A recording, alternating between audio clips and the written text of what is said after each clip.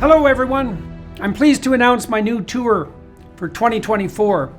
Beginning in early February and running through June, Tammy and I and an assortment of special guests are going to visit 51 cities in the US. You can find out more information about this on my website, jordanbpeterson.com, as well as accessing all relevant ticketing information. I'm going to use the tour to walk through some of the ideas I've been working on in my forthcoming book, out November 2024, We Who Wrestle with God. I'm looking forward to this. I'm thrilled to be able to do it again, and I'll be pleased to see all of you again soon. Bye-bye. In my opinion, we're in this moment of great transition. Not only is my generation passing away, but all kinds of world orders are passing away, and a new age is coming in. And we have to start with this question: is who are we trying to serve? What is the creature that we're trying to build governments around, that we're trying to build communications around, that we're trying to build avenues of information around? And I don't think the question is asked often enough. What you have is the people at the top trying to solve problems with great, big, wonderful ideas. In Davos, they're going to have the Great Reset and so on. And then you have the people on the bottom who are just saying, leave me alone. What are people? What do they do right? What do they do wrong? And how do we not only control the people, but how do we control the people who control the people?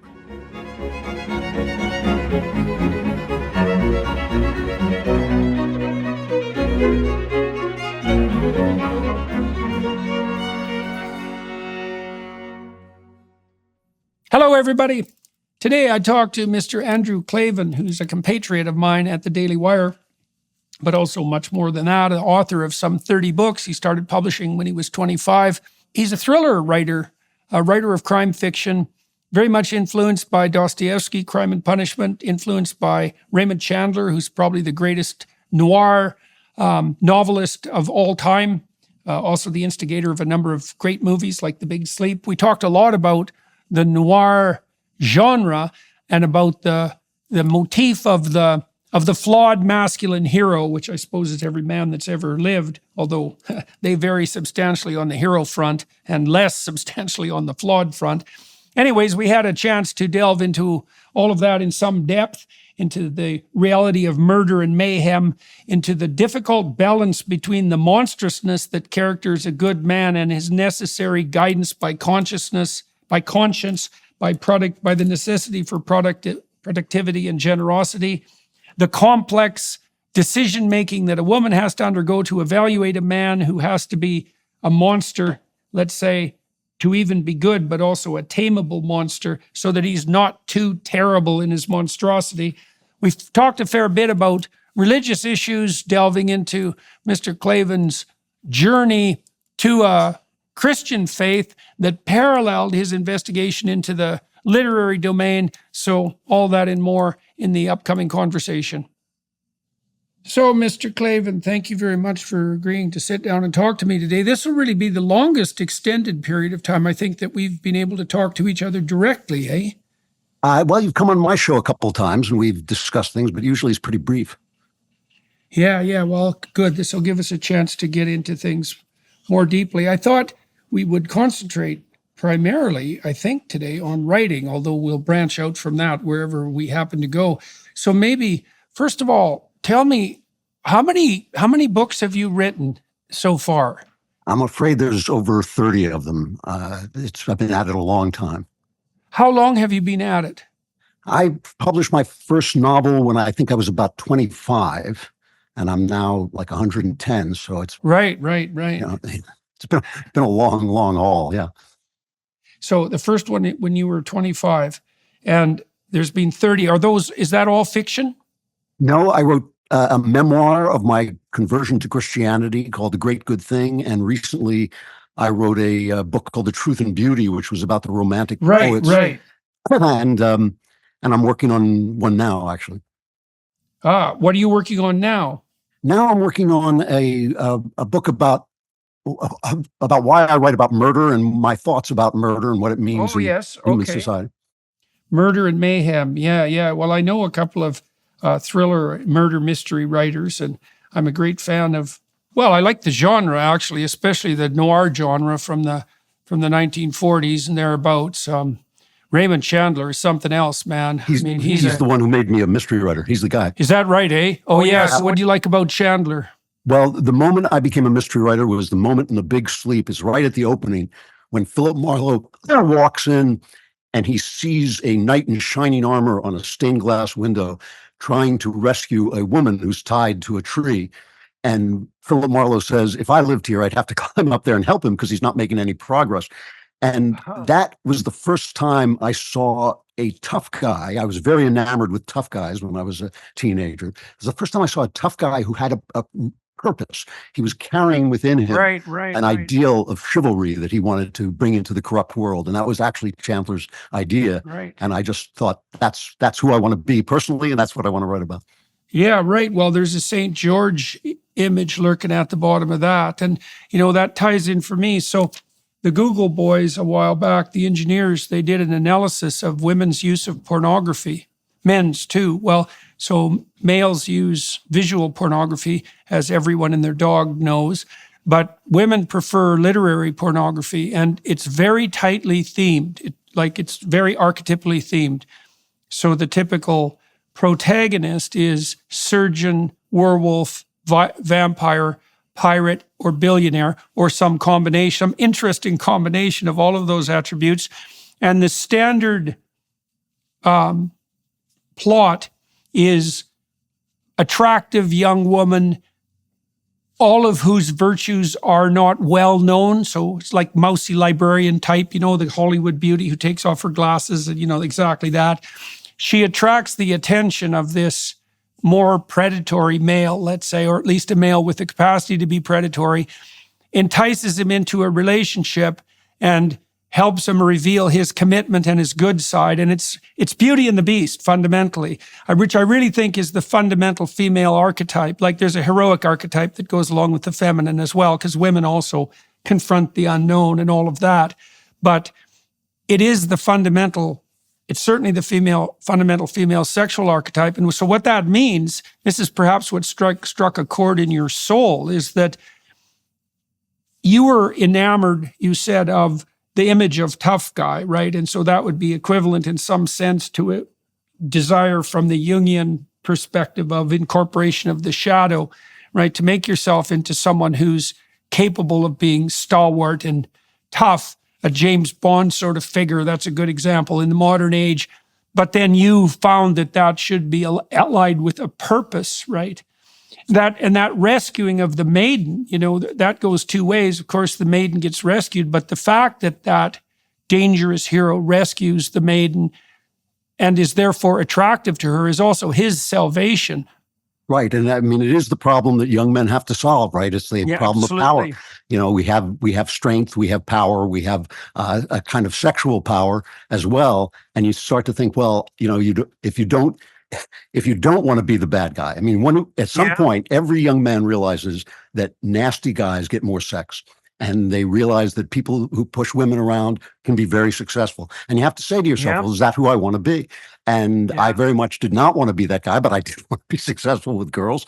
And I also could perceive just in actual fact that the world is a corrupt place, and it's power that makes it corrupt. And Raymond Chandler has that famous, wonderful line, "Down these mean streets a man must go who is not himself mean."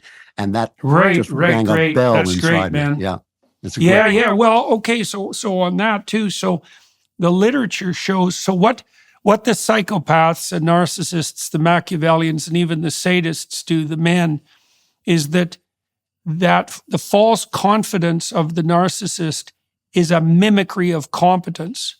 And that can be put on very early. And young women are particularly susceptible to that camouflage. And that partly accounts for the differential success of, bad boys, let's say. Now, it's partly because the women are looking for the beast that can be turned into the ally, but it's not easy for them to distinguish the beast who is beast right to the bloody core and should be stayed away from in every possible way from the potentially redeemable, Philip Marlowe hero. And then there's another complication too, to say something in favor of the more beastly men is that the other thing a woman doesn't want, and no men really want to have around either, is a man who's actually weak and unskilled, who pretends to be moral and kind, not only to cozy up to women, but also to parade his weakness as moral virtue.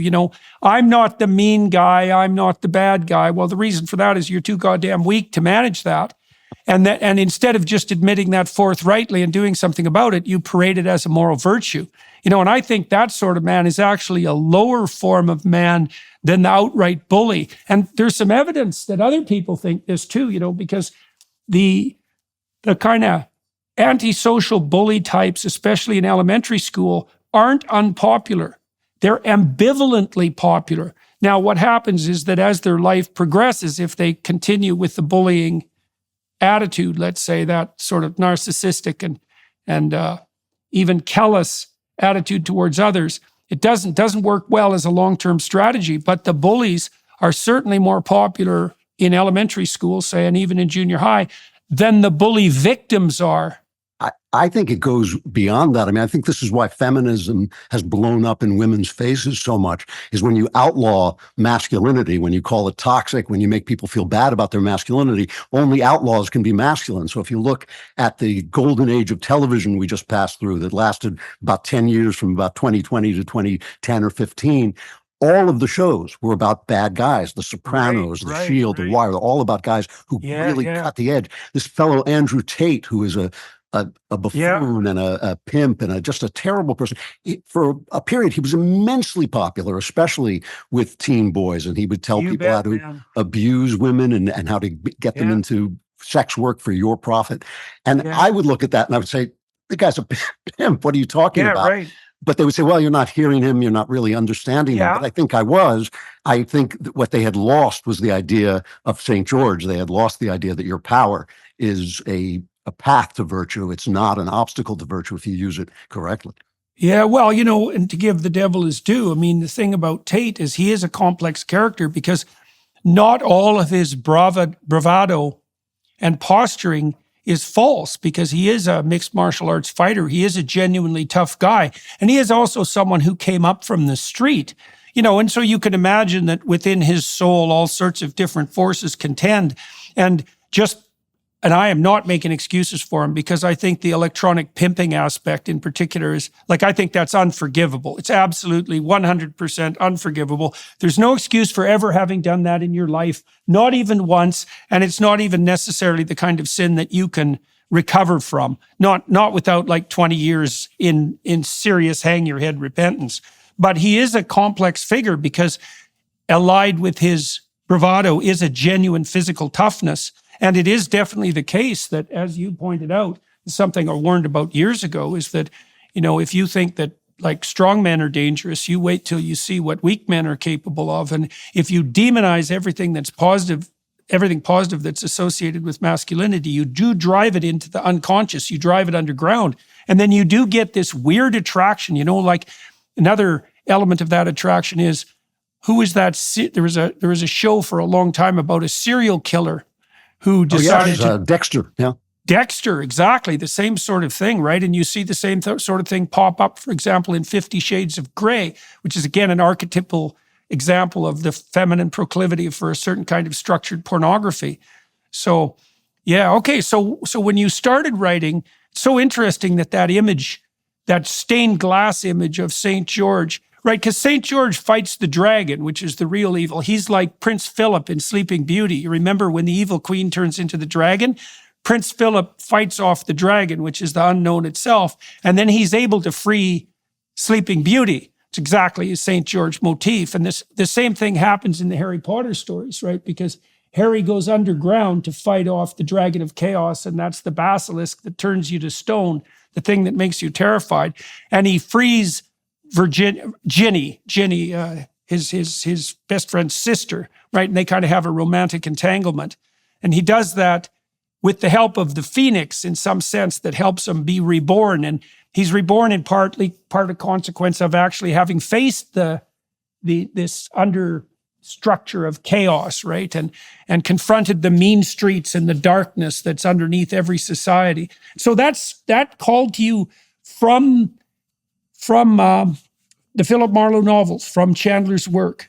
Oh, it's the moment. Reading that passage was the moment I thought, this is the kind of writing I want to do. And also, this is the kind of person I want to be. Because one of the Right, things, right. one of the problems with storytelling and with mythos is that when it conflicts with reality, you start to leave victims behind. And one of the great scenes in The Big Sleep is when the detective is playing a chess game by himself, a solitary chess game, and he turns over the board and says, "This is not a game for knights."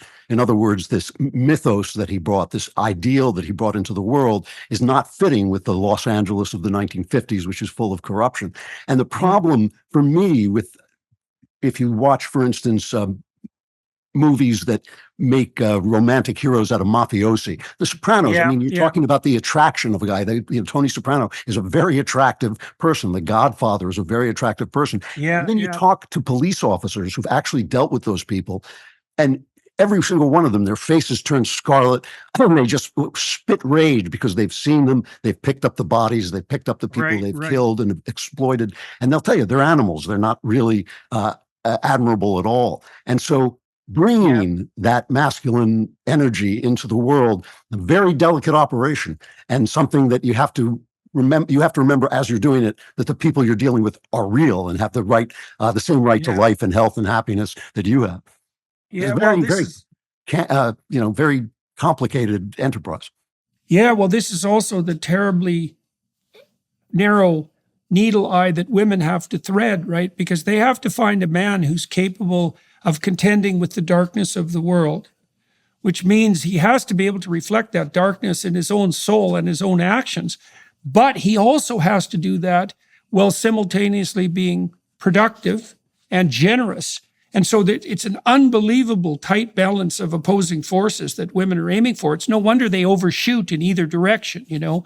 And so, and it's not surprising at all that they have that proclivity to overshoot towards the more negative end when they're young. And that's well documented in Yep. the clinical literature.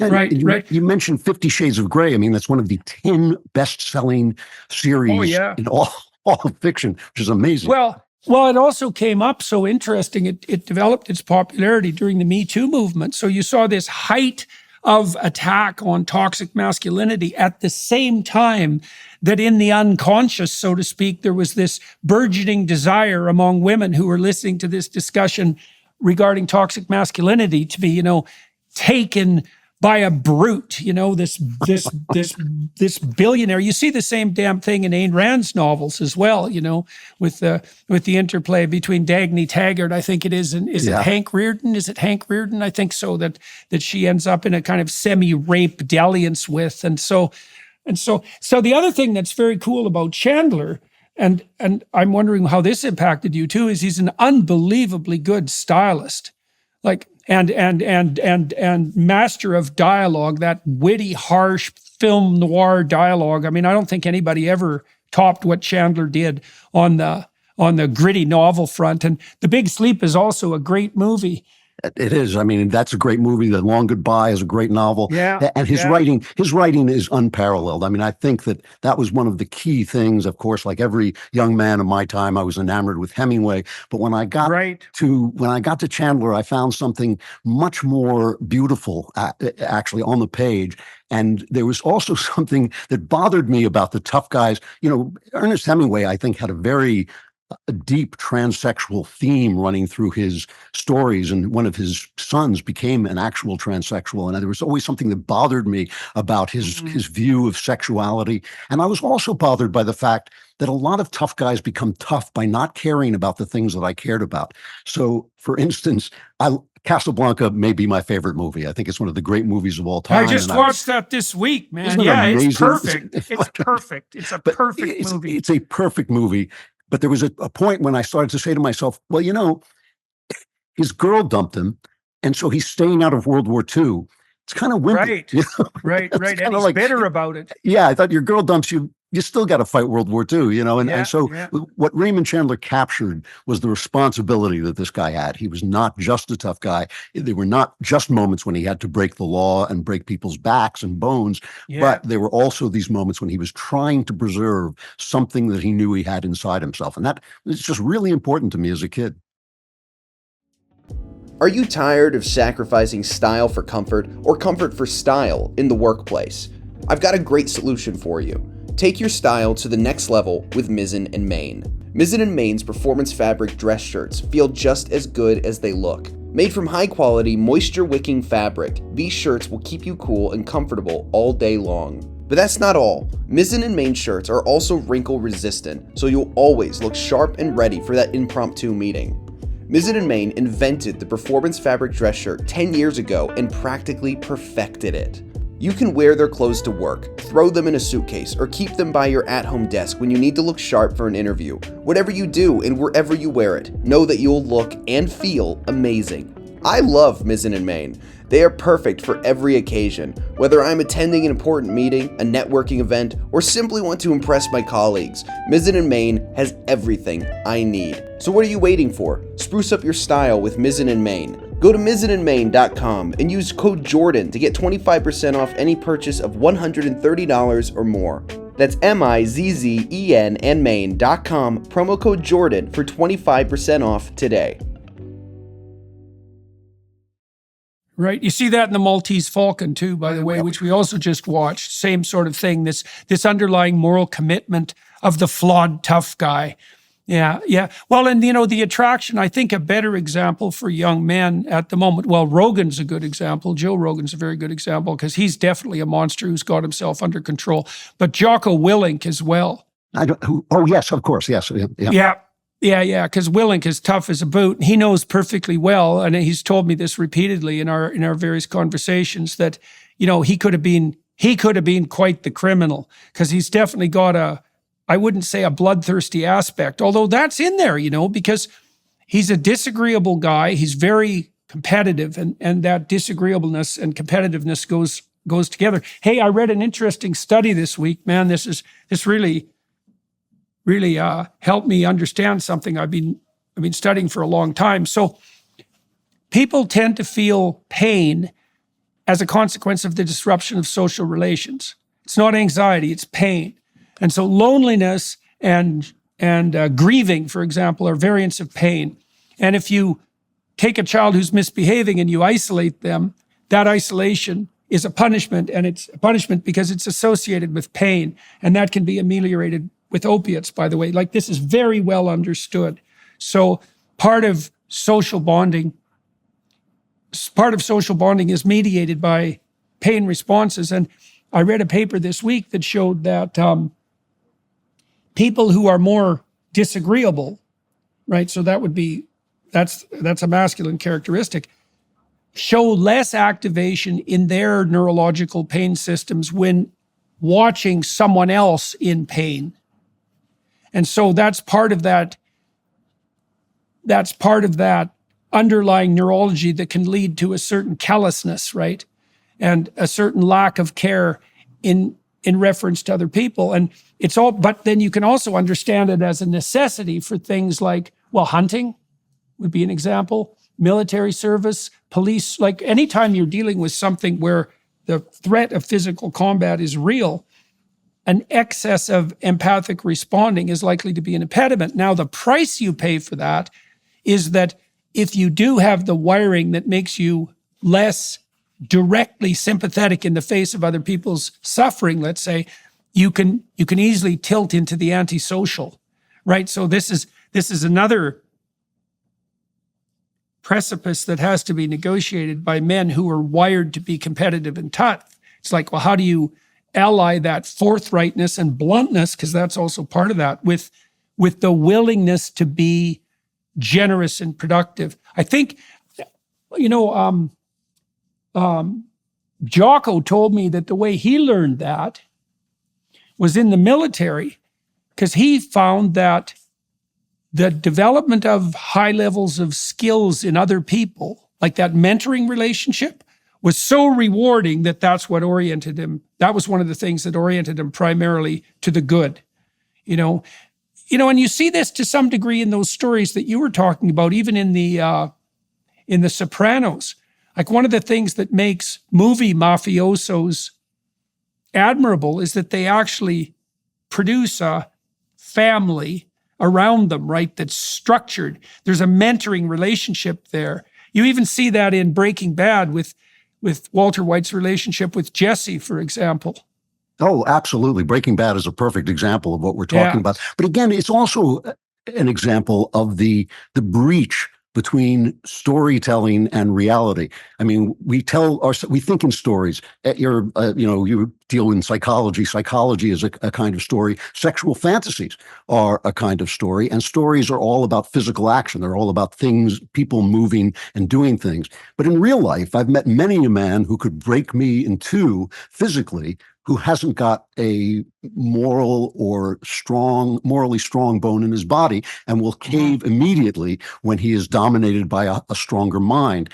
You yourself, you're not an absolute physical monster, but you're standing up to the entire Canadian government because you have that spine. And one of the tricks for women growing up, I think, is understanding the difference between the kind of strength that turns itself into brutality in a sexual fantasy and the kind of strength that simply stands where it's supposed to stand and will not let the world push it aside. And then you return to that fact that you're not afraid to be isolated. You're not afraid to walk away from the society when the society is wrong. I mean, I think this is one of the terrible things we're dealing with now throughout a society that's lost its mind and lost its way a little bit, is that you have to be willing to be canceled. You have to be willing to be thrown off social media. You have to be willing to lose your job even in order to simply speak the truth. And that's a kind of strength that I think men exhibit more than women. And I think that men exhibit it sometimes when, if you looked at them, you'd think like, he's not a real tough guy. He's not I could knock him out. Which is why, you hear the stories of Ben Shapiro being bullied. And you think like, sure, you can be bigger than him, you can hit him, but it's a little hard to have as much integrity as he has, to stand to walk into a riot and make your speech. Those are the things that actually, in the end, play out in a civilized society. Yeah. Well, that speaks to a higher order virtue than mere absence of empathy or fear, I think, because it isn't that. Certainly, like, I am very agreeable by temperament, as it turns out. And so conflict really does bother me. Now, I don't think Ben is particularly disagreeable, but he's certainly more disagreeable than I am. And there's an element of him that really likes the conflict. This is obviously not a criticism, but the issue there is that there's a kind of commitment to character, and this is probably the apprehension of this is what attracted you when you saw that, or when you were thinking about that stained glass window, is that there's a kind of character that's sophisticated beyond mere physical strength, which isn't trivial, that enables people to move forward or to stand their ground despite being afraid, say, and despite being empathic. And the fact, it is very complex, because you said, for example, that that's likely more true of men than women. And that's a tough one, eh? And so we could take that apart a bit. I mean, it's certainly the case that the most woke academic disciplines are female dominated. And it is definitely the case that women are by temperament more agreeable than men. And what that means, I believe that's primarily a specialization for infant care. And that means that the proclivity for, because look, an infant is always right when it's in distress. And your moral obligation, this is, say, an infant under 6 months of age, your moral obligation as the primary caretaker of an infant is to never question its emotional distress, never, and to respond immediately, no matter what. And being able to do that, and also simultaneously having the wherewithal to withstand conflict, especially if it's generated on emotional grounds, that's a very contradictory set of demands. I think that's partly why human beings require two parents, because it's just too much. Well, it's just too much, I think, for one person to take primary responsibility for that intense care that characterizes especially the first year, but particularly the first 6 months. And then also to have the emotional capacity to start to implement necessary disciplinary procedures that result in some emotional tension, no matter how short term. You need a man and a woman to play those things off one another. I think that's definitely true. Yeah. You know, And also to work out. I mean, mercy and justice are in conflict everywhere, but in the mind of God. So I think that it takes two people really to bring that together. Yeah, and it also means you're not just dealing when you're dealing with all these archetypes, and when you're dealing with these fantasies that are stories and these stories that are fantasies. You have to remember the moral web, and the moral web is a complex thing. Those things are borderlines that only we can see. They're not railings in the road. They're things that you have to be able to say, I am going to stay within this borderline, and I'm going to be able to define that. And that's one of the reasons, for instance, that men go out into the world to support the mothers at home, and the mothers don't always know what the men have to do to get that done. And the men have to make those very difficult decisions. Am I going to, take this guff from some guy because I need the money? Am I going to do a job that I shouldn't do? All of those things come into play. And that's, again, the complexity is intense, and it definitely takes two people at least. And it definitely takes two different kinds at of least, people. that's right. At least. To find their way. Yeah.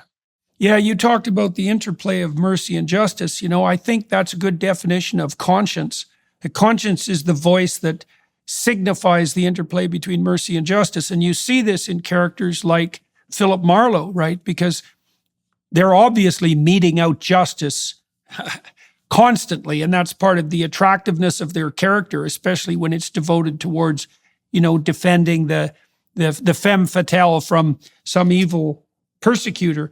But they're always leavening that with mercy, and it is as a consequence of following the dictates of their conscience. And certainly Marlowe is a very conscience-ridden creature. Yes. So as is Sam Spade, for that matter. Yeah. And even James Bond on the more comic book end of things. You were talking too about characters like Breaking Bad, the guy in Breaking Bad, Walter White, and in The Sopranos, and it's also been in recent years where we had the rise of the Marvel universe, and Tony Stark is another good example of that sort of thing, because, that guy is so hyper masculine that he's damn near fascist. And it was so interesting to see, first of all, that Iron Man was the Marvel character who rose to preeminence in the movie fictional universe, because that certainly wasn't the case in the comic book world. He was kind of a minor superhero.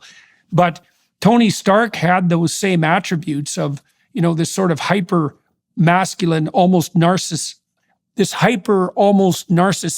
masculine element. And it was also very interesting that he ended up allied in some profound way with the Hulk, right? That they played off each other, and that Stark was the person who was also able to control and deal with and channel the Hulk in the most effective possible manner.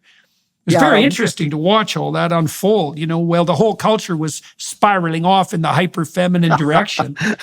Well, I think the superhero is a really interesting genre. It has always bothered me because it seems to be storytelling without sex and death in it, which means it's storytelling in some sense without the human, without human nature in it.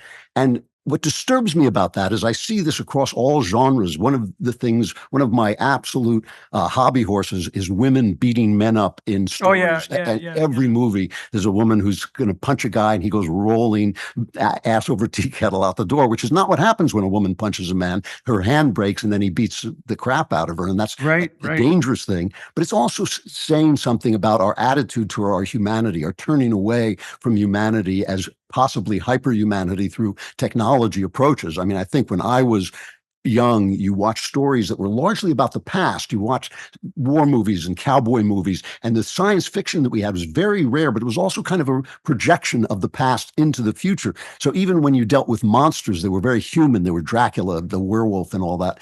Whereas now we're watching movies and telling stories that seem to look forward into an inhuman future. And what bothers me about that is because I think it's actually true, is that without sex and death, or beyond sex and death, there's still going to be a moral web, and we're still going to have to negotiate it. And yet the immediate punishments for immorality, the fleshly results of immorality, are not going to exist anymore. Just like with, for instance, birth control, you can treat your body like a pincushion and not get pregnant and solve your syphilis problem, and yet the moral web is still in place. You will destroy yourself by simply treating yourself with disrespect. Well, let's walk down. Yes, well, absolutely. Let's walk down that road a little bit. I mean, I think at a deep level, part of what you see, part of the reason that you see the sorts of things that you're describing, which is women occupying the more masculine heroic role taken to the extreme in, say, these superhero movies where women are regularly beating the hell out of men,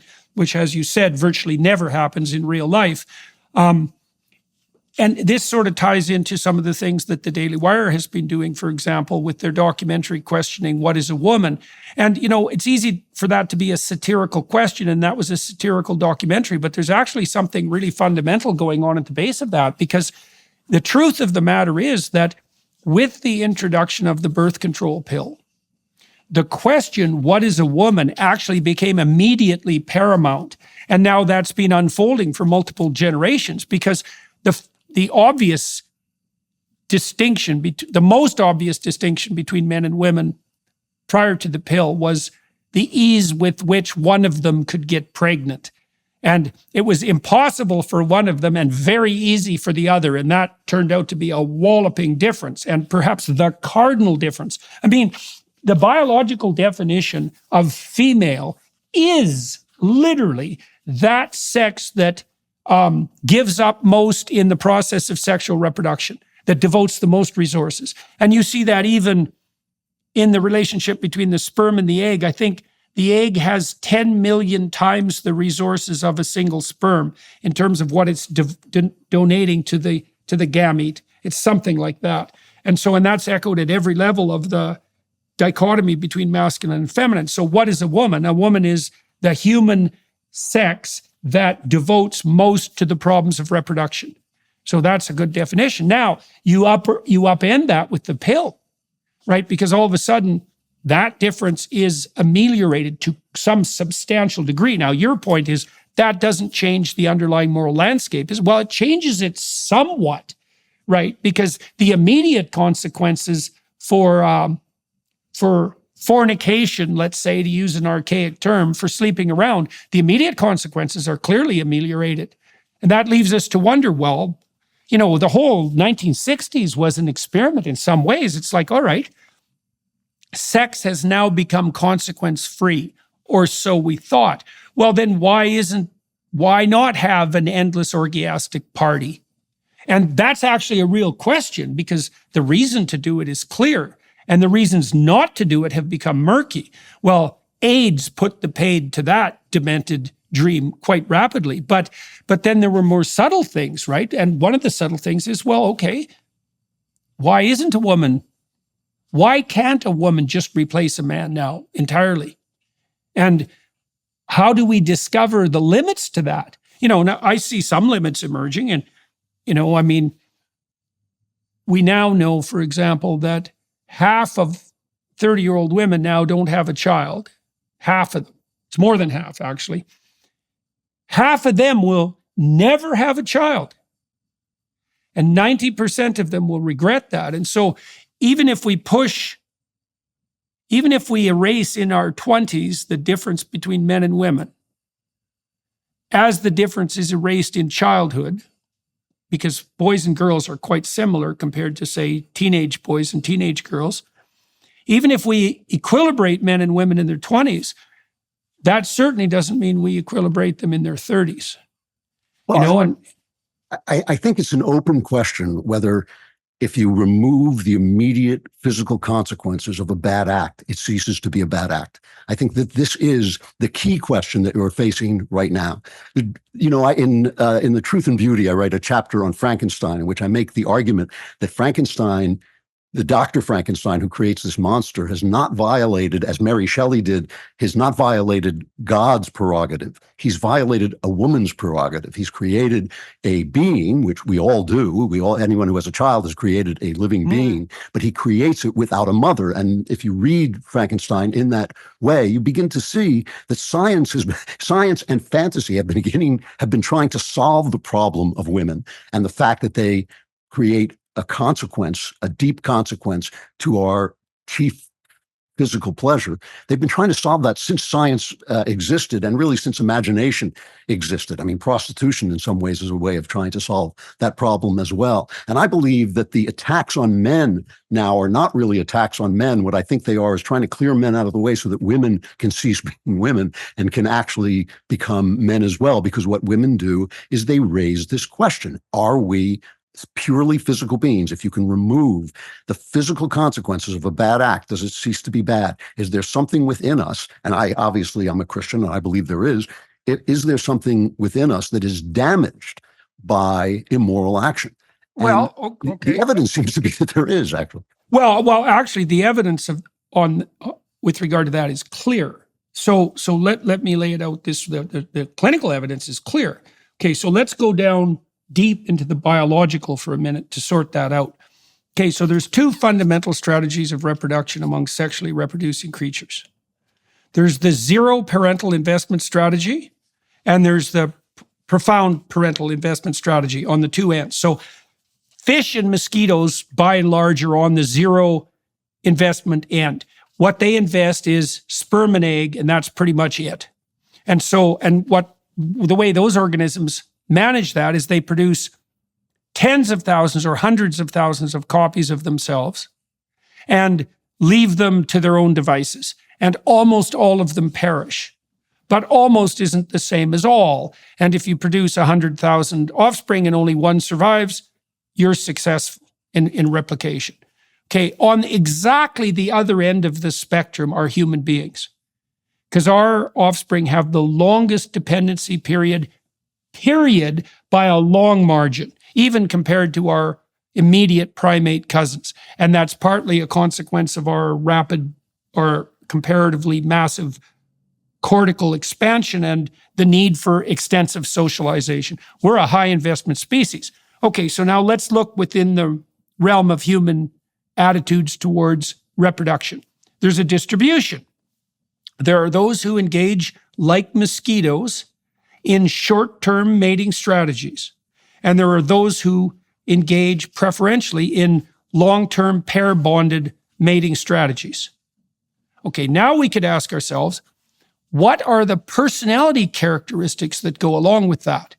Well, the clinical literature and the personality literature are clear.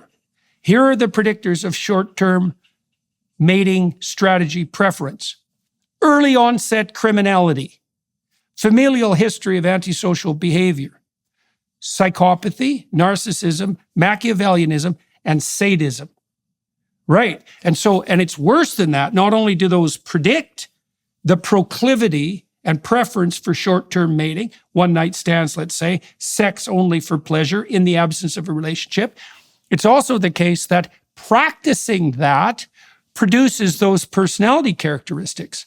And you can see why, because if the goal is that you're going to subordinate all things, including the possibility of any relationship whatsoever, to mere sexual pleasure, you're now using the other person as an object for pleasure, but you're also using yourself. You're also training yourself in a form of psychopathy. And so I don't even think this is debatable. I think the evidence for this is, like, I've known for 35 years that one of the best predictors of criminal proclivity among teenagers is early and frequent sexual experience.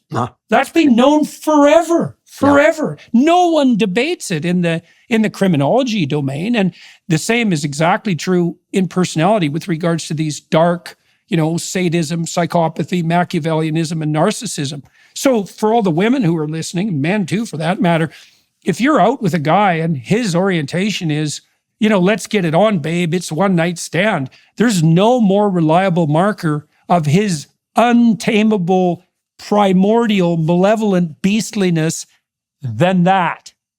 Right. And there's not a debate about that. And it brings us back to where we started in a way. I mean, this is the conundrum we're faced with in this scientific moment, is can you solve the problems of being a human being without solving human beings, without getting rid of human beings themselves? Right. Because all of the things that we admire are very basic, and yet in a civilized society have to be maintained in a civilized way. And so this is, to me, the essential question we're looking at. We talk about what is a woman, which is an excellent question, but what is a human being, and what exactly, we can't even begin, in my opinion. In my opinion, we're in this moment of great transition. Not only is my generation passing away, but all kinds of world orders are passing away, and a new age is coming in. And we have to start with this question: is who are we trying to serve? What is the creature that we're trying to build governments around, that we're trying to build communications around, that we're trying to build avenues of information around? And I don't think the question is asked often enough. What you have is the people at the top trying to solve problems with great, big, wonderful ideas. In Davos, they're going to have the Great Reset and so on. And then you have the people on the bottom who are just saying, leave me alone, and let me do what I want to do. And obviously somewhere between those people is the idea that kind of the American founders started out with is, what are people? What do they do right? What do they do wrong? And how do we not only control the people, but how do we control the people who control the people? And I think we're back to those questions again. And I fear that not the scientific worldview, but the scientistic worldview blinds us to certain things that people are, and that may be ineffable. I think everything has a physical analog, but it doesn't mean that that's its cause. And you see this for instance, when we drug people for depression and they feel happier, are they happier? And I think a lot of them are not, as shown by the fact that we now have a medicine for depression, and yet depression is spreading. When you have a medicine for polio, polio goes down. When you have a medicine for depression, it spreads. And I think that's because we're not actually treating the depression. I think most psychologists now agree with that. Did you know a baby's heart begins to beat at just 3 weeks? At 5 weeks, that heartbeat can be heard on ultrasound, and this can sometimes be their only defense in the womb. That's where Preborn steps in. Preborn rescues 200 babies every day from abortion simply by providing mothers with an ultrasound. After hearing her child's heartbeat and seeing its perfectly formed body in the womb, she's twice as likely to choose life. By 6 weeks, the baby's eyes are forming. By 10 weeks, a baby is able to suck his or her thumb. Preborn needs our help to save these precious lives. For just $28, you could be the difference between the life or death of a child. And if you become a monthly sponsor, you'll receive stories and ultrasound pictures of the lives you helped save. All gifts are tax deductible, and 100% of your donation goes towards saving babies. To donate, dial pound 250 and say the keyword baby. That's pound 250 baby. Or go to preborn.com/Jordan. That's preborn.com/Jordan. Well, one of the things that we're skirting around in some sense is the question of what limitations, the question of what defines a man or a woman or a human being is actually a question in some sense of boundaries and defining limitations. Right. Now, one of the ideas I've been wrestling with recently is that death makes things real. Because one fundamental philosophical question is, well, what does it mean for something to be real? And it seems to me that the hallmark of the real is death, is the finitude of existence. Something can be so real that if you encounter it, it kills you. And then if that's true, if mortal limitation defines reality, it makes, so let's walk through that. Is something that threatens you with death serious? Well, yes, right. Now, it might not be the most serious reality, because I think you could make a case that something that threatens your soul is more real than something that threatens your life. And I think if people understood that distinction, they would sacrifice their life to save their soul. So that's something we could talk about. But in any case, the logic of the argument depends on accepting the proposition that what we take most seriously is what we regard as most real. And certainly those things that threaten us with death we regard as most serious, and therefore are those things that help us define what is real. I don't know if we transcended our mortal vulnerability, which is the dream of the transhumanists. It seems to me that we would, instead of solving the problem of mortality, I think we would substitute a kind of soulless existence for life itself. It's something like that, because you might say, well, if you now can't be killed, if you're now an immortal creature, which in principle is the aim of, of all of our striving to overcome our illnesses and our subjection to weakness, like, is there anything in you that's now human? Yeah, I think this is absolutely true. And death not only makes things real, it actually gives us meaning. The poet John Keats said that life was the veil of soul making. And I think that the reason it's the veil of soul making is death gives everything. All meaning, I think, comes from death. Even the moment of love, the fact that it's precious, the fact that it passes, the fact that every moment passes is what gives it such urgency and importance. And one of the arguments I've heard against Christianity, against the Christian idea of eternity, is that where will the meaning come from? And I think that's a solvable issue, obviously, but still, here, now, we are dealing, it is death that gives our life meaning, and is death in which we find the meaning of life. There would be no purpose. I believe that if we had no death, if we actually eradicated that, we'd get something like the end of the time machine, where those people are sitting around, doing absolutely nothing and just kind of floating downstream. Right. And it looks like paradise, but in fact it's hell. And I think that is, this is the thing that disturbs me so much about these superhero movies, is really when you take away the traits that make us human, death and sex, eros and thanatos, you've taken away the meaning of being human as well, and you leave us with virtually nothing. And some of these transhumanists also become death worshipers, because what they talk about is it'll be great when human beings are gone. It's time for these meat sacks to get out of here and leave everything to AI. There are people who believe that AI is more important than we are. And for me, it's always the question of, like, why? What consciousness does AI have? What is precious about AI? We're the ones who are precious precisely because we die, precisely because this moment and this internal life that I lead, and that you have to assume I lead because you lead one too. That's where all of the meaning exists, and the fact of your life is so urgent and sacred. Well, right. Well, the relationship between urgency and the sacred is definitely it's a very close relationship. And if you have infinite time, the question that immediately arises is, then why anything now? Right. And I think that's actually, in some ways, you might say even that's one of the curses of plenitude and wealth, even especially if it's unearned. It's like, well, how much urgency does there have to be to drive you forward in a meaningful fashion? You can think about this in terms, for example, of the effects of pornography. We know that young people are much less likely to couple than they were. This is particularly pronounced in places like Japan and South Korea, where I think it's about 1/3 of the young people there under 30 are virginal. And one of the questions you might ask yourself is, well, how much is the fractious but necessary long-term relationship making between men and women driven by what?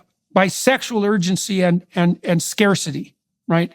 And you see the same thing if you're reasonably well off financially. The same conundrum emerges with regards to your children, which is, well, how do you provide them with optimal deprivation, given that you could provide everything for them? In which case you become something like the infinite mother that destroys their souls by providing them with so much care that there's absolutely no reason for them to ever get up and do anything.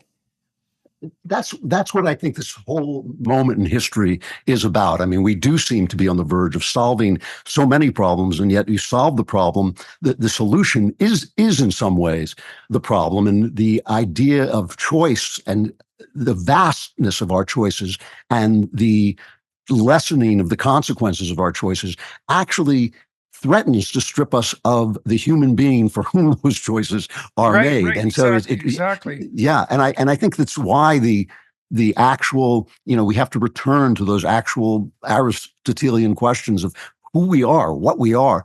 It's a weird thing to be talking about in this moment when it seems like we're going to travel into space, we're going to travel into inner space, we can clone people, we can make people live forever. But to me, it's the urgent question, and it's why the ancients matter more than ever in this hyper modern moment. It really is. We really are reaching a branch in the road. I think everybody can feel it coming, and it's dispiriting to hear our leaders talking in these old-fashioned terms about what they're going to do and how they're going to solve our problems for us, without really taking into account who we are and the responsibility of leaders to our happiness, and to make our happiness possible, and to make it possible for us to find our happiness, which we can only do on our own. This is something I think that makes it so important that we look upon the least of us with compassion. Right. This is why you look upon the least of us with compassion, because they're us. Because in the end, if we can't figure that out, we can't figure ourselves out. It really is. It is amazing that people who are somewhat older than this generation. Recently, I heard somebody, after the October 7th attacks on Israel, I heard a Columbia student, a woman, celebrating the slaughter in Israel and quoting Chairman Mao. And I thought, Chairman Mao was the worst mass murderer in human history. I don't think anyone has ever racked up the body count that Chairman Mao has racked up. And the ignorance that entails, spreads out to an ignorance of Shakespeare, of Plato, of the Bible. You have to be totally ignorant in order to be quoting Chairman Mao as if he mattered morally. And so I think that we've come to this moment when futurism makes it seem as if all of the wisdom that was piled up behind us is meaningless. What did they know? They didn't even know whether the sun goes around the earth or vice versa. When in fact, they knew all the things that mattered, because they were dealing with life at a much more basic level. And without that basic understanding, the future is going to be a disaster. So there's a scene in the story of Noah that's apropos in that regard. So Noah is presented as a man wise in his generations, right? So which means that for a man of his time and place, he was properly morally oriented, which is all that can be required, expected, even in the best possible case of any of us, with like vanishingly few exceptions. So he's a good man, and he attends to the warnings of his conscience, and he shepherds his family and the human race, for that matter, through a complete bloody apocalyptic catastrophe, comes out on the other side, which in some ways is what every single one of our successful ancestors did, right? To manage to negotiate through life with all its vicissitudes and leave progeny behind, and leave behind the progeny who actually survived. It's so unlikely. So all of our ancestors are Noah to some degree. Now, after he washes up on shore and the flood recedes, he plants a vineyard and proceeds to get rip-roaring drunk on the consequences, right, once it's all brewed up. And he's lying in his tent, nakedness fully exposed, and his son Ham comes along and has a pretty good time poking fun at the old man, right? And then he decides to get his brothers in on the joke, and he invites them to come and have a gander. And instead of acting in a manner that's derisive toward their father, they back into the tent and they cover him up with a blanket. But this is where the story gets serious, because the tradition that surrounds that story is quite clear. The descendants of Ham are slaves, right? And so what that means, as far as I'm concerned, and I think this is dead right, and it's relevant to what you were saying, is that you adopt a pose of moral superiority, derisive moral superiority to the past, at your immense peril.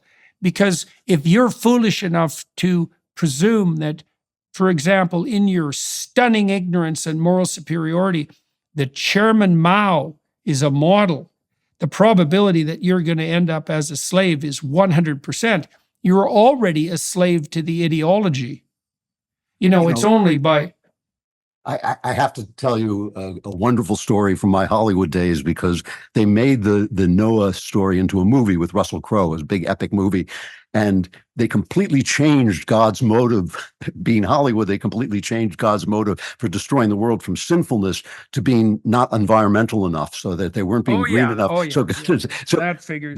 But according to the producers, what the evangelicals complained about was that they showed Noah getting drunk. And the poor Hollywood producers were left explaining to the religious Christians that no, that was actually scriptural. That was actually in the Bible. So piety of any kind is actually a way of blinding ourselves to what human beings are in both their decency and their wickedness. And I actually think that this, I believe, there's always been, especially once the age of science begins, there's always been this idea that you can find a single governing motivation for human behavior. Yeah. So you have Freud with Power, Eros and power sex, and alienation and all this. Yeah. But I think one motivation that we completely forget about is the motivation to appear virtuous to oneself and others.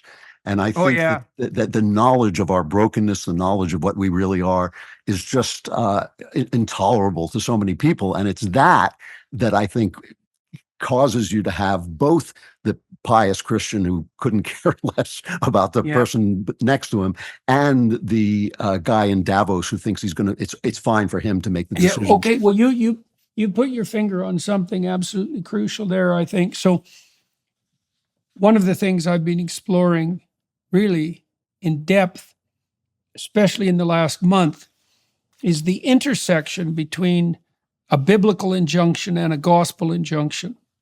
So the biblical injunction is, do not use the Lord's name in vain. Now, people think that means don't swear, and that isn't what it means. Right. It isn't what it means. It might mean that in some peripheral sense, because it is a warning against the careless use of God's name. But what it really means is, do not claim moral virtue, especially of the highest sort, for acts that are clearly self-serving. Now, there's no more self-serving act than one that's narcissistic. And by definition, because narcissism is the core of self-serving. Okay, so a narcissistic act is one that elevates my moral virtue falsely.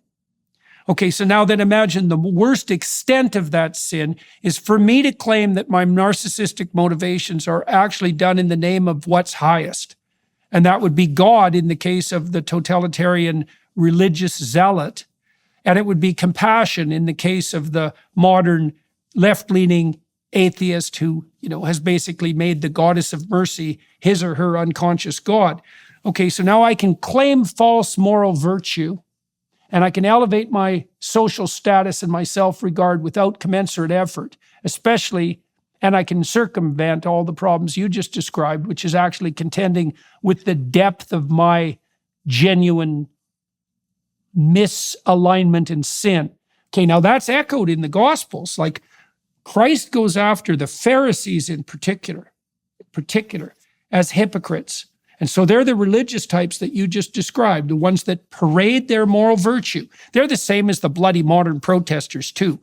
But the false butter won't melt in their mouth evangelical types and the zealots in the Islamic world, they're all of the same type. They take this unearned moral virtue, they're acolytes of God, and they use that. Christ accuses their praying in the marketplace, which is no different than protesting, to elevate their social status so that they have good reputation among men, which he also warns about, and so that they can occupy the highest seats in the synagogue.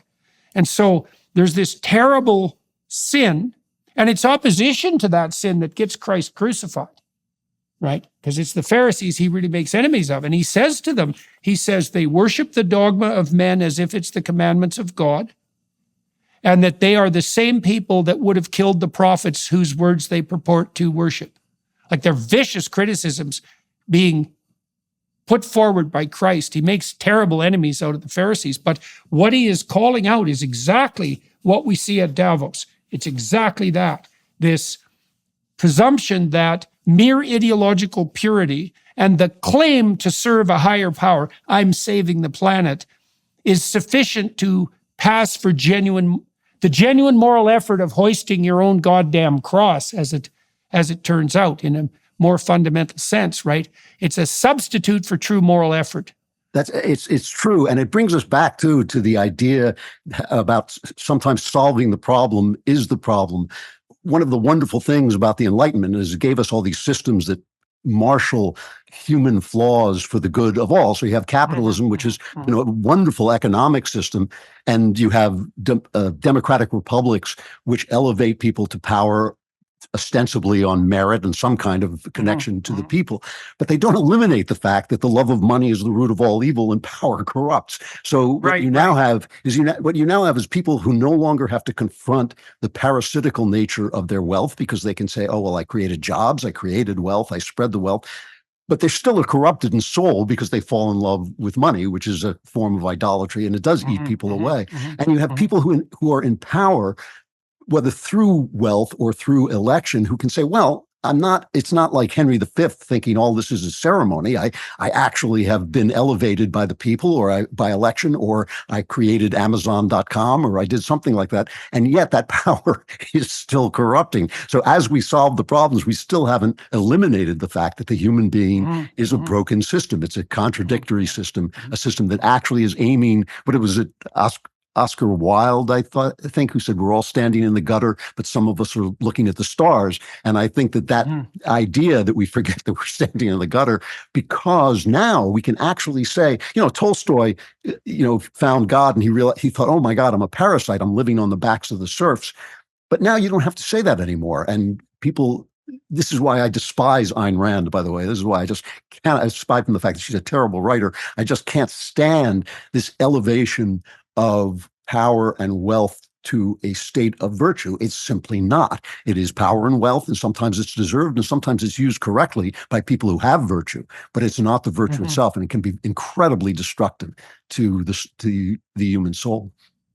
Yeah, well, the reason that I've stayed as firmly as I've been able to in the psychological domain is because I don't believe that systemic alteration strikes to the core of the problem.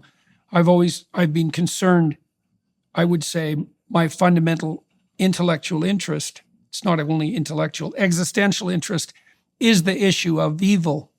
And I'm not really that interested in systemic evil, partly because I'm much more interested in actual individual motivation. Because I wanted to know how I could be an Auschwitz prison guard. But more than that, I wanted to know how I could be an Auschwitz prison guard and enjoy it. And if you don't think that you are that person, you don't know much about people. Now, that doesn't mean that there are some people who would be tilted more in the direction of the temptations and pleasures that being an Auschwitz guard would provide, right? There's some people who are more temperamentally protected against that particular sinful route. It'd be very hard for someone who is hyper-compassionate to make that particular error. They'd be much more likely to turn into a devouring mother, for example, and infantilize everyone. But I was still very curious about how you erect barriers in your own soul to the blandishments of those who would provide for you an avenue to that kind of sadistic misuse of power. And you might say, I'd never do that. And I'd say, no, the opportunity for you to do that just hasn't presented itself. And that might be because of your own inability, not your moral virtue. You've just never managed to elevate yourself to a place where you have power over anyone else. And that's not a virtue. That's that weak man that we were talking about at the beginning of the discussion. And that's also and this can segue us into the next part of this conversation maybe. That's actually also what got me interested in theological ideas, because I became convinced that the fundamental issues that beset us are psychological, but that the fundamental psychological issues are indistinguishable from the theological. And so, because I think the battle against evil, and I do believe in the reality of evil, the battle against evil is fundamentally fought in the soul. And so now you have had a long journey towards a relatively elaborate faith, and it's not the faith that you were born into. Right. And so do you want to walk us through that a bit? And I'd like to know, what were the steps? How did this come about? I'd also like to know how it dovetailed with your fiction writing. in particular? Because I think of the theological as like metafiction, you know? Yeah, it created actual problems in how to write natural fiction. For a while, I wandered into fantasy writing because it was the only way I could express the new level of reality that I was seeing. But ultimately, I found that very unsatisfying because I feel that God is God of the real world. I feel he's not a fantasy God. He's not God of Candyland. He's God of this world. Since I was baptized at the age of 49, it's kind of a long story, so I don't want to go into That's it. okay. Yeah. That's okay. We'll lay it out because I'm very curious about, I think it'd be helpful for the listeners. Well, so when I was in college, the first wave of the postmodernists were coming on, and we were starting to hear about relativism and the disjunction of language with meaning and all of these things. And I guess I was 19 years old, and I read Crime and Punishment. And when was this? What year was that? See, if 19, it would have been 73. 73. Okay, so now I'm situated in time. You read Crime and Punishment. Oh, that'll do the trick. Yeah, exactly. And, here's this scene of a man who, Dostoevsky was writing before Nietzsche, but Dostoevsky, I believe, was an actual prophet, and he actually prophesied what Nietzsche was going to say. Yeah. He saw those ideas coming. And so you have this scene in a novel where a man takes an axe, not just to the pawnbroker who is bedeviling him, but to her retarded sister, and kills in just a scene of incredible innocence and evil, kills a woman who can't think straight and just looking at him with this blank look. And I thought, there is no way this is not an evil act. And I think that's Dostoevsky's point. There is no construct that you can have. And this, to me, is the only leap of faith I ever took. The only leap of faith I ever took in my journey to Christianity was saying that there is something that is evil, and therefore something that is good or not evil, whether or not every single person in the world thinks so, and whether or not you can convince yourself it's not. It remains evil. And that means means that our physical actions and our mind is linked to a level of meaning above the natural, which is what I mean when I say supernatural. I don't mean like magical things happening. You mean transcendent? Transcendent, yes. And it transcends the natural and the physical. And so for that to be true, first of all, that moment when that murder happens in that book inoculated me to the blandishments of postmodernity. So when I read, if you read the mad scene in Hamlet, Hamlet walks through all of the ideas in postmodernity. He says, well, I'm reading, what are you reading? I'm just reading words, as if the words were disjointed from meaning. He says, nothing's either good or bad, but thinking makes it so. Right. That's relativism. And the only thing about that is Shakespeare, the great, showing to you that Hamlet is pretending to be mad. He knows that the things that he's saying are mad, but the professors who were coming into my university didn't know it. They actually thought what they were saying was sanity. And I think what Shakespeare was saying was they really did know, but they were saying it anyway because the logic was following that way. Yeah. So that inoculated for other darker motivations, right? Yeah. Because it allows for a complete abdication of responsibility and a descent into responsibilityless hedonism. That comes along with it. There's no way around that. That's why the Marquis de Sade is also a standard bearer of the Enlightenment rationalists. And he played and then Dostoevsky knew that. I mean, the thing that's so remarkable about Crime and Punishment, you pointed to one of the things, and it was certainly my investigations into what had happened in Nazi Germany and in worse places even, the horrors that were perpetrated. If you can read about those, and you can imagine human beings doing that, and you don't regard that as evil, I don't want to be anywhere near you. That should wake you up. Yeah. Oh, God, if that doesn't wake you up. And I think this is so interesting that you had a very similar experience. I think Sam Harris had a very similar experience, by the way, too, because he's been obsessed by the issue of evil as well.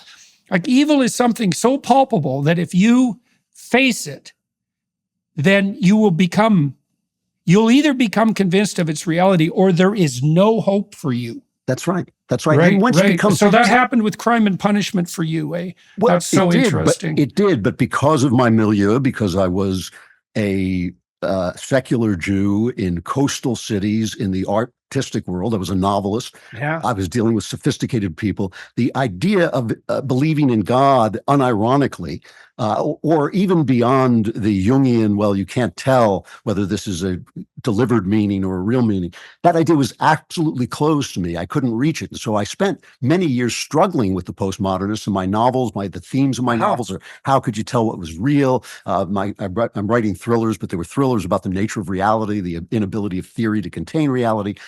And so I was struggling with that.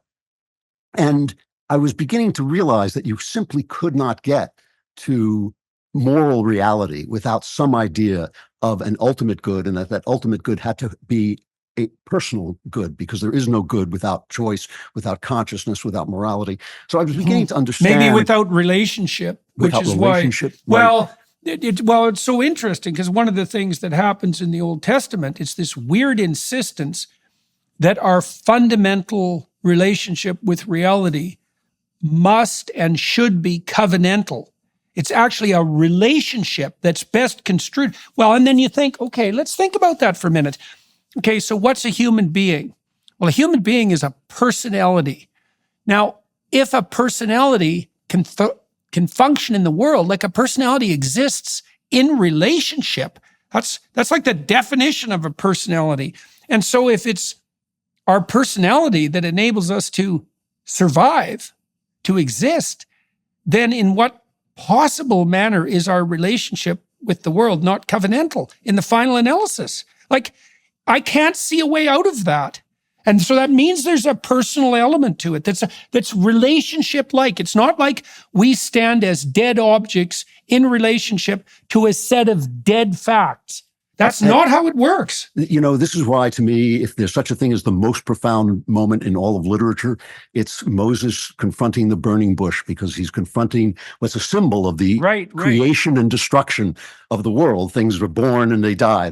They grow and they're consumed, but they never end. Yeah. And it says to him, I am.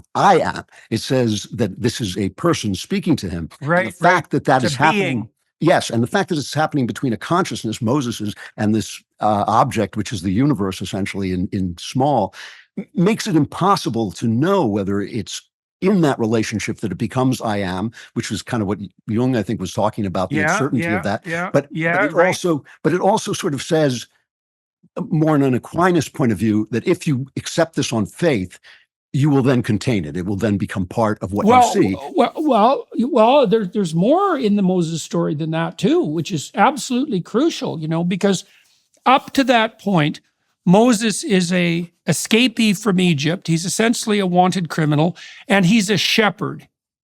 Now, he's doing all right as a shepherd, and he's made a good relationship with his father-in-law, and he's got a couple of wives. Like, he's got a normal life. But then he has that encounter with the ground of being, right, that beckons to him. And he pursues it deeply, and then the voice of being itself speaks to him. But then the next thing happens. That's when God charges him with the responsibility and the ability to stand up against tyranny and to oppose slavery, right? So now all of a sudden, because Moses has made that connection with being itself, he now becomes the person who can genuinely lead. And then he says to God, it's like, well, you're charging me with this, and this is revealed to me, but I don't even know how to speak. And God says, yeah, that's your problem, buddy. And that's so interesting because it's so interesting because so Moses is now delved deep into some interest that beckoned to him, and he's confronted the fundamental reality of being itself, and that's transformed him. And now he's left with the aftermath of that, which is he has to figure out how, as the flawed person he is, unable even really to speak, because Moses has some impediment in his ability to communicate, he still is charged with the moral obligation, like your superhero characters or like Philip Marlowe, like your heroes, to stand up against tyranny and to oppose slavery. And, it's an open question for all of us, especially if we're concerned with authoritarianism or licentious hedonism, for that matter. It's like, what is it that transforms us into the sort of person who has the moral fortitude to stand up against that? And it is something like the establishment of a relationship with the ground of being itself. If you have that burning inside you, nothing is more frightening than losing that relationship. Nothing. Yep. Yeah. And it also gives you the idea that because you can communicate with it, you can become like unto it. You can move into that image of God within you that is your essential personality that we all know we've fallen short of. Right.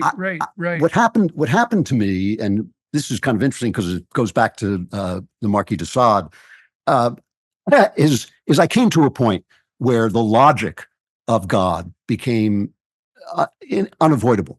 But on almost the same moment, and maybe for similar reasons, though I think they were much more deeply personal and connected to my past, I had a crack up. I went nuts. And I found a psychiatrist who is recognized as one of the greats. And what I now consider to be a literal miracle, he cured me. I went from being a suicidal, delusional, hypochondriacal, paralyzed human being to being one of the more joyful people I know. It was insane. I mean, this transformation was entire and insane. I always When joke, was this? When was this? I was about 28 when I cracked.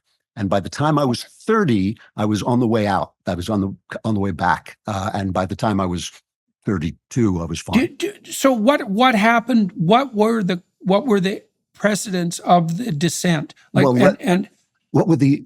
I'm sorry. Say that again. What caused the descent? What caused the breakup? What caused your breakup? I mean, I had a child. My wife and I had a child. I was absolutely, as I am to this day, madly in love with my wife, and that was one of the things that kept me alive.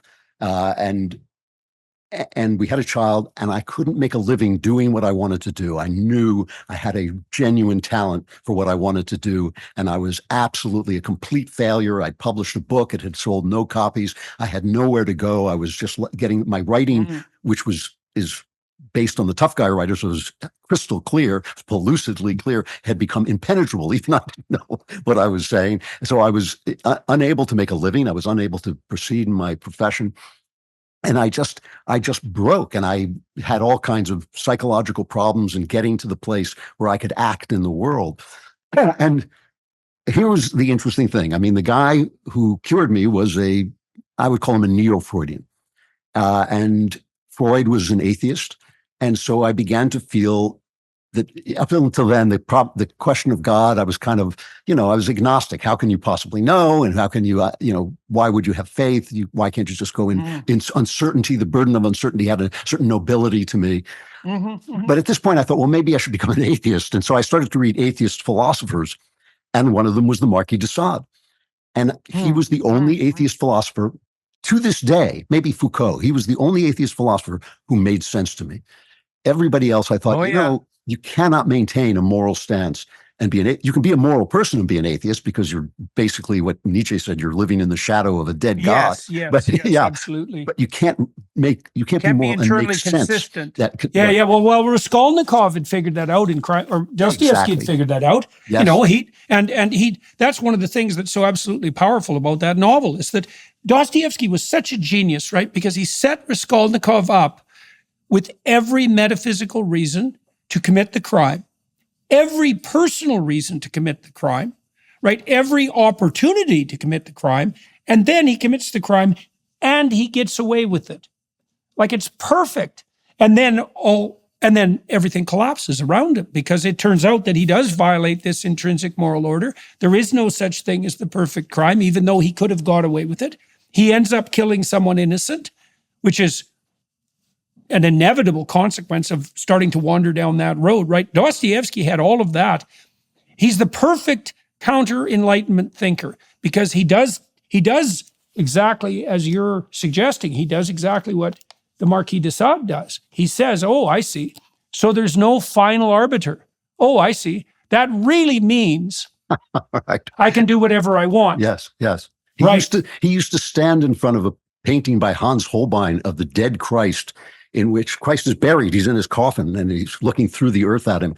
And he's so entirely dead that Dostoevsky loved the painting because he thought it was the best argument against Christianity and he wanted to confront it. And that's why he gets such wonderful arguments in Brothers Karamazov, because he confronted all the hardest arguments. So that was my leap of faith. I read the Marquis de Sade and I thought, that's right. He is absolutely right. If there is no God, this is the world of sadomasochism, of torment, of torture for pleasure.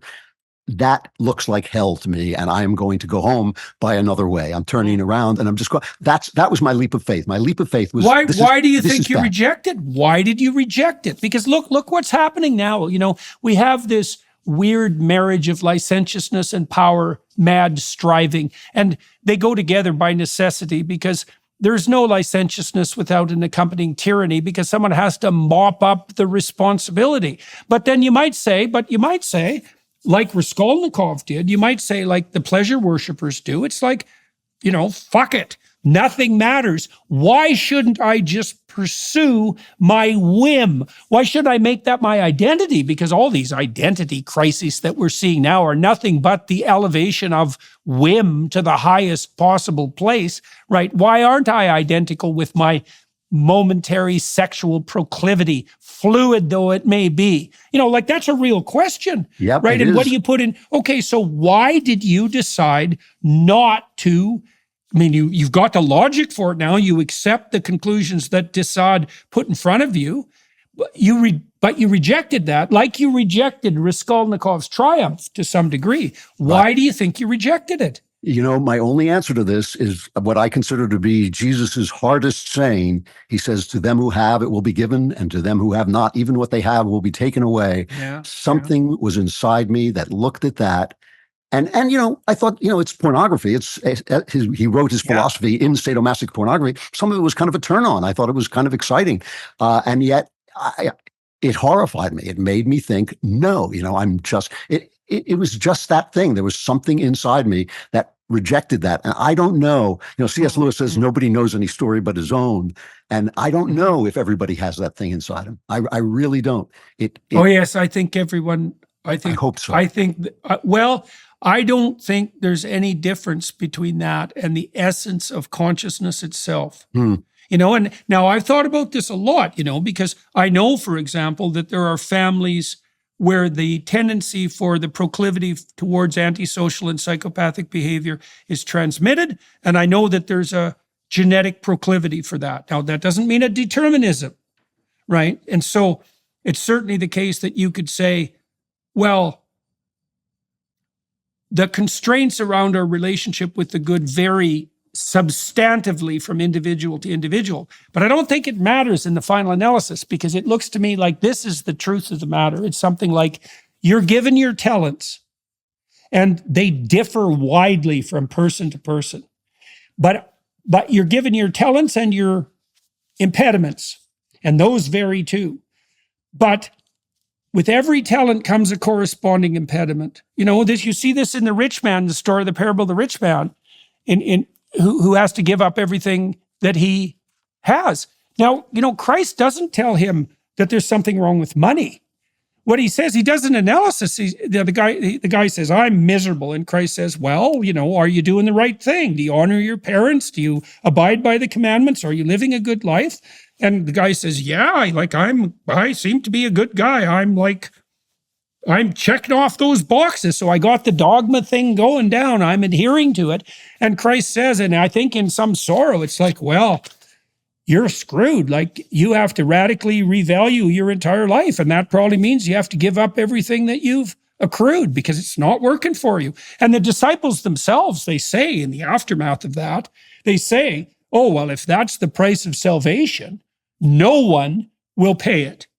So it's not a point to the fact that the money itself in and of itself is the problem. And the parable of the unjust steward also makes that crystal clear, because Christ says directly that often the people who are just pursuing money are wiser and more moral than those who claim dogmatic moral virtue, right? So that's crystal clear.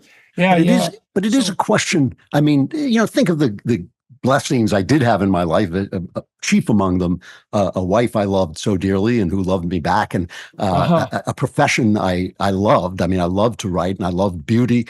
I'm still a kind of beauty monger. I love culture and the things that work and sing.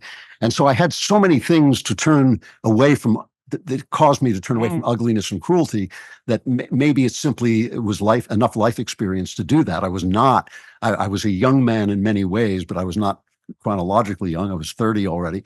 And I think it just made me turn back. Well, that also says that you had higher order forms of even pleasure, let's say, beckoning to you, that affiliation with beauty. That's a good counterposition to the most aimless form of idiot sadistic hedonism, because it's a higher form of pleasure. It's like Jocko Willink discovering the pleasure of mentorship as opposed to the pleasure of domination. I mean, there's something to be said for being able to pound someone out. It beats the hell out of being weak and useless. Getting pounded out, yeah.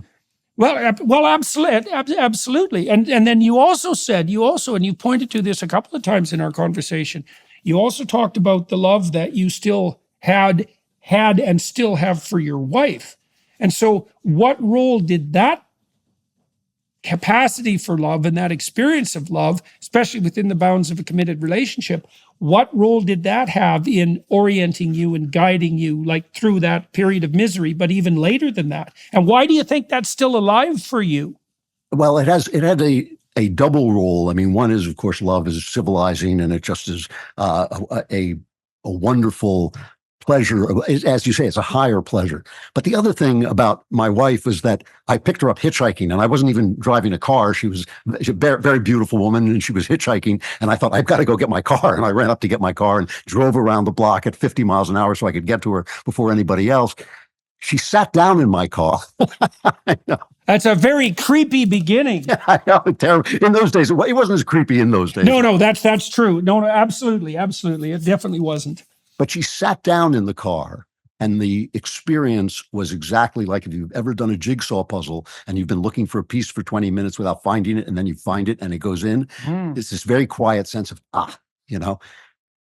And the fact that I recognize that, and now it's many years later, at least 10 years later, and I'm still absolutely romantically head over heels with her, meant to me that I was capable of perceiving a spiritual reality honestly.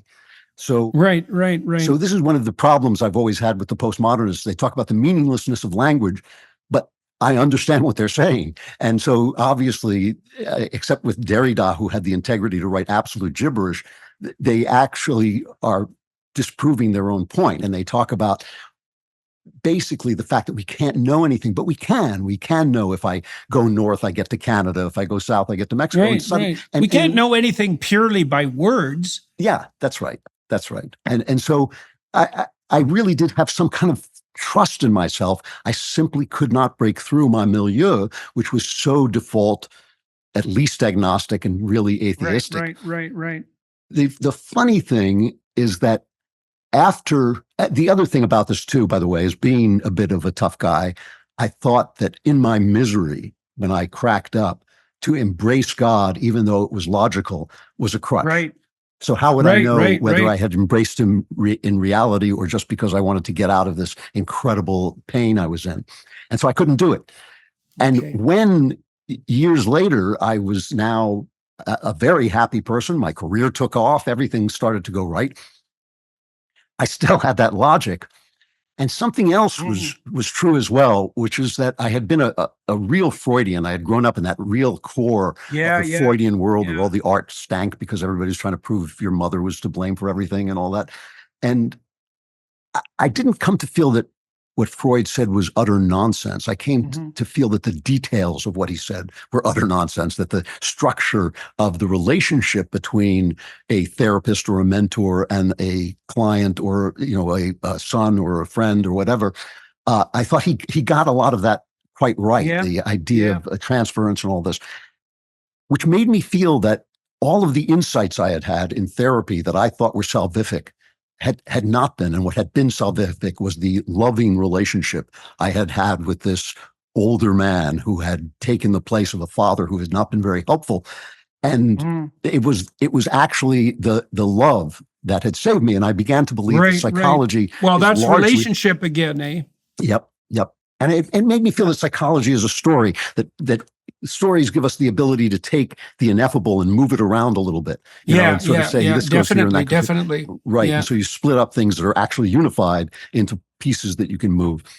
And that brought me back to God. And I ultimately, as an experiment, And it comes back to fiction again, how much I love fiction. I was reading, I don't know if you've ever read the Patrick O'Brian novels. They're just wonderful seafaring adventure stories about the Napoleonic Wars. They're absolutely brilliant. No, I don't know of them. And in them, there's a very intellectual character named Maturin, who's an ugly little man, but very brilliant and kind of a spy. And I kind of admired him and identified with him a little bit. And there's just a scene, he's a Catholic, and there's a scene where he was falling asleep. And the line is, he said a prayer and went to sleep. And I was reading in bed, and I thought, well, if Maturin can say a prayer and before he goes to sleep, so can I. And I just thanked God for the journey I had come out of, this horrible darkness that I thought was the end. I thought I was going to kill myself. Instead, I had come out, and here I was. Now I had 2 children. My career was great. I was so happy to be with my beloved wife. I was living in a wonderful place. And I thanked God, and it changed my life. I woke up the next morning, and everything was brighter. Everything was clearer. The details of life. I called it, I christened it the joy of my joy, because I realized up until then I had been happy. That's the definition of gratitude, man. Yeah. So you 3 things you pointed to there that we should take apart. Maybe we can close with this. So the first is, one of the primary Freudian accusations, and Marx did this too, was that religion was just what would you say, a shield against death anxiety, or a sop for the victimized poor, right? So that would be Marx. But Freud, a little bit more trenchant. It's like, well, it's a shield of meaning the weak use to protect themselves against the ultimate reality of pointless death, right? And people like Ernest Becker made much of that in his Denial of Death, which is actually really a great book, even though it's fundamentally wrong. It's a great book. But, there's something really not wise about that perspective. So, and here's 3 arguments against that from someone who really admires Freud, by the way. First of all, if that was the case, why bother with hell? Because hell, medieval people were as scared of hell as modern people are of death. The evidence for that's clear. And you might say, well, hell was just a convenient place to put your enemies. It's like, no, that's not a good analysis. So if it's just a death anxiety shield, then, why decorate it with this terrible moral obligation and the reality of hell? So that's a big problem for that theory. And then you have 2 other problems, which is, well, you're supposed to hoist your cross as a Christian believer, and there literally isn't anything worse than that by definition, because it means you have to stand up to the mob, even if they're your brothers, that you have to forsake your family in pursuit of ethical truth, right? That you have to suffer torment, physical and metaphysical, and that you have to face the reality of hell itself. It's like, sorry, guys, that is not a defense against death anxiety, not least because I think you can make a very powerful case that confronting malevolence is worse than confronting death. Yes. Yes. We know this because people are rarely traumatized by a brush with death, and they are routinely traumatized by a brush with malevolence. So even on those grounds, you can see that the reality of evil is more trenchant and salient than the reality of death. So that Freudian argument, that it's just not right. He got that wrong. This is where Freud indulges in quackery a little bit. He's interviewing, 20 hysterical Victorian Viennese, and he decides that God is a projection of the Father, and he says it very definitively. Yeah. And you think hey, you're welcome to your opinion. But it really, what you're talking about to me is like saying that you believe in bread to forestall the fear of hunger. C.S. Lewis points out that we don't have any desires that don't have an answer. All our desires have an answer. In fact, in the world, everything that we hunger for is actually there. And this is one of my problems with the evolutionary biologists who think that they can trace the creation of morality. And my point about that is it's like saying that because I have eyes, that I've invented light. I've invented the human experience of light, perhaps, but not light itself. And it's the same thing with the moral sense that we have. You can say it's a result of evolution. That's fine, but it's a result of evolution, like the eye, in relationship to something that exists, which is the moral order. And I think that these arguments really do fall apart once you begin to have a realistic view of God, and not the sort of happy, yellow face with a smile on it view of God Right, we get right, so much. right. And Yeah, there's I have no to tell happy you face. that weeks after my baptism, my wife, who now knows me to my foot soles, turned to me and she said, "You are such a different person. You are just filled with joy and relaxation. And Mm. knowing God has been joy on joy for me." I have to tell you, this is one of the least quoted lines in the gospel. Is Jesus said, "I'm telling you things so that my joy will be in you and your joy will be complete." And somehow religion manages to turn this into this tormented struggle with your sexual desires or whatever. But no, I actually do think this journey toward the self that you were made to be is a very joyful journey. And every time you take a step on it, your joy, and by joy, I don't mean happiness. I don't mean, again, that smiley face. I mean what the poets Right, call gusto, that right. vitality of life. And that, like in love, the only evidence for love is over time. Experience over time is the evidence for love. And I think that's true of God too. Ultimately, there's no proof of God. There's only experience over time as you get to know him, and it develops in your life. I highly recommend it. That's all I can say. Well, I think that's an excellent place to close. It's a timely place to close. I think one of the things that we could discuss on the Daily Wire Plus side, for all of you who might be inclined to join us there, is I'd like to talk to you a little bit more about the overlap between evolutionary views and potential religious views, because I think there's something interesting there. And I'd like to talk probably a little bit more about this idea of gratitude and joy and how those things are linked together. So if you're interested, everyone watching and listening, if you're interested in continuing this discussion, you could do that on the Daily Wire Plus side. We'll talk for another half an hour. In the meantime, thank you very much for sitting down and talking to me for 90 minutes. We got deep into many of the things that I was hoping we would cover today. And it was a pleasure getting to know you a bit better. And thank you to everyone who's watching and listening for your time and attention, and for the Daily Wire Plus folks who made this conversation possible.